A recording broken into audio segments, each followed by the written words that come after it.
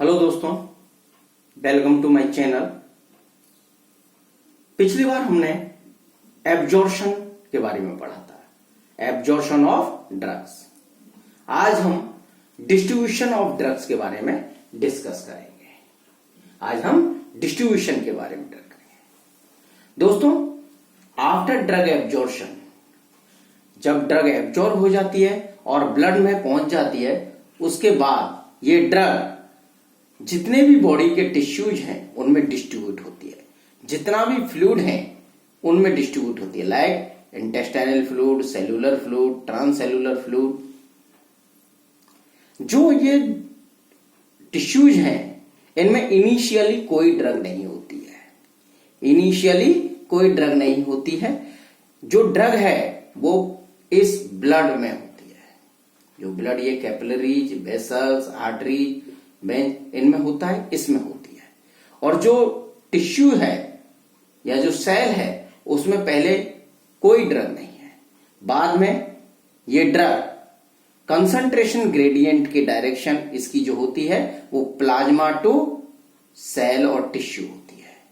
Plasma to cell और tissue, और इस तरह से ये यहां पर डिस्ट्रीब्यूटेड होती है। ये तब तक डिस्ट्रीब्यूटेड होती रहती है दोस्तों जब तक ये दोनों इक्विलिब्रियम में ना आ जाए।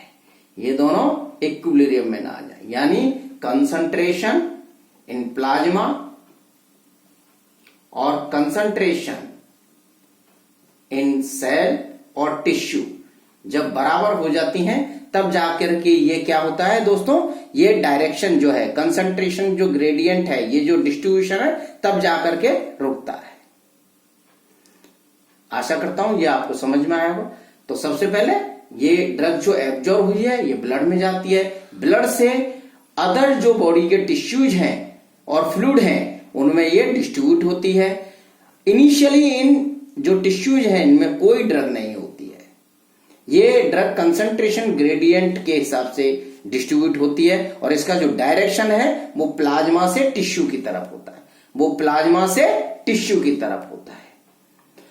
ये जो डिस्ट्रीब्यूशन है इसका रेट, इसकी मात्रा, एक्सटेंट एंड पैटर्न जो डिपेंड करता है वह है लिपिड सॉल्युबिलिटी। सबसे पहला जो फैक्टर है जिस पर distribution rate, extent and pattern depend करते हैं वह है, पहला है लिपिड सॉल्युबिलिटी। दोस्तों, जो लिपिड सॉल्युबल ड्रग्स हैं वो इजीली मेम्ब्रेन को क्रॉस कर जाती हैं, और मेम्ब्रेन को अगर इजीली क्रॉस करेंगी तो वो इजीली डिस्ट्रीब्यूटेड होंगी।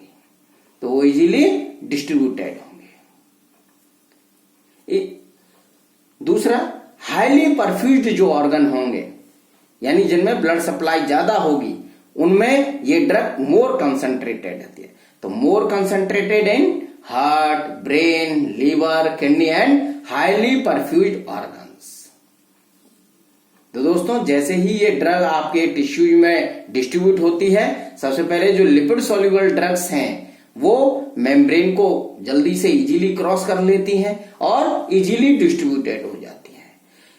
हार्ट, ब्रेन, लीवर और किडनी और हाईली परफ्यूज्ड जो ऑर्गन्स हैं उनमें ये मोर कंसंट्रेटेड होती हैं। क्यों? क्योंकि ये हाईली परफ्यूज्ड ऑर्गन्स हैं। सेकेंड, जिस फैक्टर पे rate of distribution, extent and pattern depend करता है वह है ionisation. Ionisation at physiological pH. दोस्तों, पीएच में अल्ट्रेशन, पीएच में कमी या ज्यादा डिस्ट्रीब्यूशन को चेंज कर देता है। Alteration in pH can change distribution. Third factor, active transport.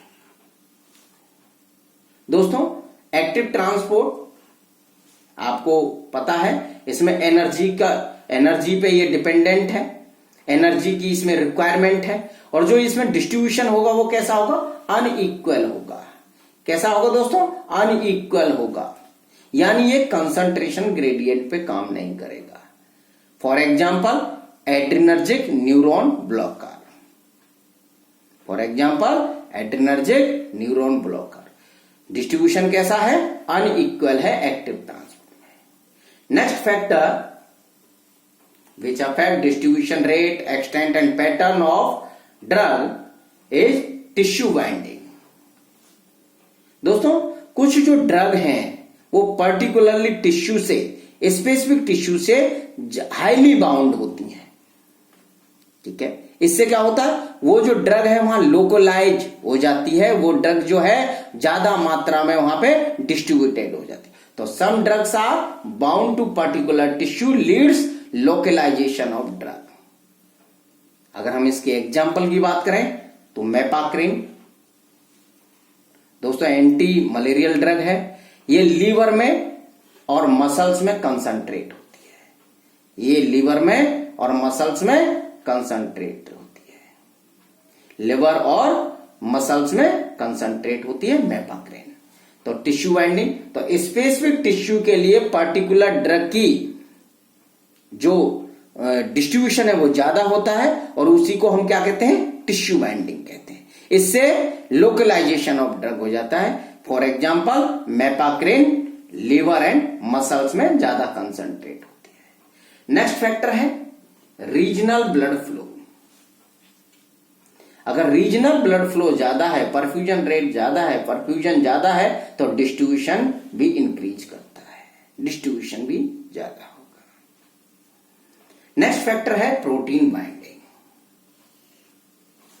दोस्तों हमने बात की थी जैसे ही ड्रग एब्जॉर्ब होती है ड्रग ब्लड में जाती है और ब्लड में जाने पर ब्लड के जो प्लाज्मा पार्ट है, क्योंकि ब्लड के दो पार्ट हैं, एक पार्ट है प्लाज्मा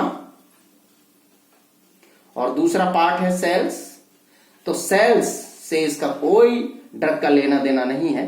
प्लाज्मा पार्ट जो है उसके दो कंस्टिट्यूएंट हैं, वाटर और प्रोटीन्स। तो ये ड्रग जो है वो एक पोर्शन वाटर सॉल्युबल बनाती है और दूसरा प्रोटीन से बाइंड अप होकर ये प्रोटीन बाउंड फॉर्म बनाती है। जो वाटर सॉल्युबल ड्रग है उसे हम फ्री फॉर्म कहते हैं और जो प्रोटीन से बाउंड फॉर्म है उसे हम प्रोटीन बाउंड कहते हैं। ये फ्री ड्रग और प्रोटीन बाउंड फॉर्म आपस में इंटरचेंजेबल है। एक्चुअली में जो प्रोटीन बाउंड फॉर्म है वो एक स्टोरेज की तरह काम करता है। ठीक है दोस्तों, यही फ्री जो ड्रग है यही आपके रिसेप्टर से जुड़ करके एक्शन प्रोड्यूस करती है। ये जो फ्री ड्रग है यही आपके रिसेप्टर से जुड़ के एक्शन प्रोड्यूस करती है। जितनी ज्यादा फ्री ड्रग होगी आपके ब्लड में, ऑनसेट ऑफ एक्शन उतना ही जल्दी होगा, यानी इफेक्ट जल्दी आएगा। इसका मतलब अगर फ्री ड्रग ज्यादा है तो प्रोटीन बाउंड फॉर्म कम है। प्रोटीन बाउंड फॉर्म कम है इसका मतलब क्या हुआ दोस्तों, ड्यूरेशन ऑफ एक्शन कम होगा। तो प्रोटीन बाउंड फॉर्म जो है ड्रग की वो क्या करती है, ड्यूरेशन ऑफ एक्शन प्रोवाइड करवाती है। अगर प्रोटीन बाउंड फॉर्म ज्यादा है तो ड्यूरेशन ऑफ एक्शन ज्यादा होगा। ड्यूरेशन ऑफ एक्शन का मतलब अगर मैंने मान लीजिए एक टैबलेट ली तो उसका एक्शन बहुत टाइम तक चलेगा, मुझे दूसरी ड्रग लेने के लिए टाइम लगेगा, दूसरी डोज के लिए टाइम लेना होगा। ठीक है, ड्यूरेशन ऑफ एक्शन का मतलब है लंबे समय तक वो अपना एक्शन शो करेगी। और ऑनसेट ऑफ एक्शन कैसा होगा, डिले हो जाएगा। क्यों, क्योंकि फ्री फॉर्म कम होगी। तो अगर प्रोटीन बाउंड फॉर्म ज्यादा है तो फ्री फॉर्म कम होगी। अगर फ्री फॉर्म कम है इसका मतलब ऑनसेट ऑफ एक्शन डिले होगा, यानी इफेक्ट आपको देरी से मिलेगा। और अगर प्रोटीन बाउंड फॉर्म ज्यादा है इसका मतलब ड्यूरेशन ऑफ एक्शन ज्यादा होगा। आपको जो ड्रग इंटरवल है, जो फ्रीक्वेंसी है वो कैसी होगी दोस्तों, वो बढ़ जाएगी। अगर मान लीजिए आप पहले अगर प्रोटीन बाउंड फॉर्म कम है इसका मतलब हर 3 घंटे में या 4 घंटे में आपको ड्रग लेनी पड़ रही है। अगर प्रोटीन बाउंड फॉर्म ज्यादा है तो क्या होगा, आपको हो सकता है 8 आवर्स में ड्रग दोबारा लेनी पड़े। जो ड्रग इंटरवल्स हैं वो कैसे हो जाए, 8 आवर्स का हो जाए। ये बात मुझे लगता है आपको समझ में आ गई होगी दोस्तों। ठीक है, तो फ्री फॉर्म ज्यादा होगी तो ऑनसेट ऑफ एक्शन जल्दी होगा, यानी इफेक्ट जल्दी आएगा, और प्रोटीन बाउंड फॉर्म अगर ज्यादा है तो ड्यूरेशन ऑफ एक्शन ज्यादा होगा। ठीक, अब बात करते हैं importance of protein binding. Protein binding की क्या इंपॉर्टेंस है? तो first, renders the drug inactive, ये ड्रग को इनएक्टिव होने से बचाते हैं। Second, delayed metabolism and excretion. दोस्तों देखिए, जब ये ड्रग प्रोटीन से जुड़ी हुई है, ठीक है, तो ये क्या है, मेम्ब्रेन को जल्दी से क्रॉस नहीं कर पाएगी, और जल्दी से क्रॉस नहीं कर पाएगी तो क्या होगा, उसका मेटाबॉलिज्म और एक्सक्रीशन डिले हो जाएगा। नेक्स्ट इंपॉर्टेंट है दोस्तों, as a storage of drugs. As a storage of drugs, जो प्रोटीन बाइंडिंग है वो ड्रग के स्टोरेज की तरह काम करती है। दोस्तों आप देखिए, ये जो है, जैसे मैंने पहले भी एग्जांपल दिया था, ये पानी की बोतल है और ये डिस्पेंसर है। ये जो डिस्पेंसर है इसे हम फ्री ड्रग मानते हैं, क्योंकि जब भी हम इसमें से पानी लेंगे तो किस में से जाएगा, डिस्पेंसर में से आएगा। लेकिन लेवल किसका कम होता है दोस्तों, वो इस बोतल का कम होता है, धीरे धीरे ये बोतल का लेवल कम होता है। तो ये बोतल में जो पानी है ये प्रोटीन बाउंड फॉर्म है, ये स्टोरेज शो कर रहा है, और ये जो डिस्पेंसर है ये फ्री फॉर्म है, जो टिश्यू या रिसेप्टर से बाइंड हो रही है। नेक्स्ट दोस्तों, नेक्स्ट इंपॉर्टेंस है चेंज इन प्रोटीन बाउंड में चेंज इन डिस्ट्रीब्यूशन। अगर प्रोटीन बाउंड फॉर्म इंक्रीज होती है, डिक्रीज होती है, तो वो डिस्ट्रीब्यूशन को चेंज कर देती है, तो वो डिस्ट्रीब्यूशन को चेंज कर देती है। नेक्स्ट, अब हम फैक्टर अफेक्टिंग प्रोटीन बाइंडिंग्स के बारे में पढ़ते हैं। कौन कौन से फैक्टर्स हैं जो प्रोटीन बाइंडिंग को अफेक्ट करते हैं, और इनमें पहला फैक्टर है renal impairment. Renal impairment actually में दोस्तों जो करेक्टरिस्टिक्स हैं ड्रग्स की, जो एल्बुमिन के लिए उसकी बाइंडिंग है वो चेंज हो जाती है इन the case of renal impairment. तो रीनल इम्पेयरमेंट दोस्तों प्रोटीन बाइंडिंग को अफेक्ट करता है। दूसरा फैक्टर है हाइपो एल्बुमिनेमिया। एल्बुमिन की जब प्लाज्मा में कमी हो जाएगी, जो एल्बुमिन का लेवल डिक्रीज हो जाएगा, तो प्रोटीन बाइंडिंग भी डिक्रीज हो जाएगी। थर्ड फैक्टर है प्रेगनेंसी। दोस्तों प्रेगनेंसी के लास्ट ट्राइमेस्टर में जो प्रोटीन बाइंडिंग है वो कम हो जाती है, वो भी एल्बुमिन की ही कमी से होती है। Age, protein binding lower in neonates and children. तो जो प्रोटीन बाइंडिंग है वो न्यूनेट्स में और चिल्ड्रंस में कम होती है, न्यूनेट और चिल्ड्रन में कम होती है। नेक्स्ट कंडीशन है uraemia. In the case of uraemia तो प्रोटीन बाइंडिंग दोस्तों डिक्रीज हो जाती है, यूरेमिया के केस में भी प्रोटीन बाइंडिंग कम हो जाती है। तो these are the factors which affect protein binding. Next हम बात करते हैं एपेरेंट वॉल्यूम ऑफ डिस्ट्रीब्यूशन। दोस्तों इसे एपेरेंट वॉल्यूम ऑफ डिस्ट्रीब्यूशन इसलिए कहते हैं क्योंकि ये रियल वॉल्यूम नहीं है। ठीक है दोस्तों, ये जो डिस्ट्रीब्यूशन का है ये रियल वॉल्यूम नहीं है।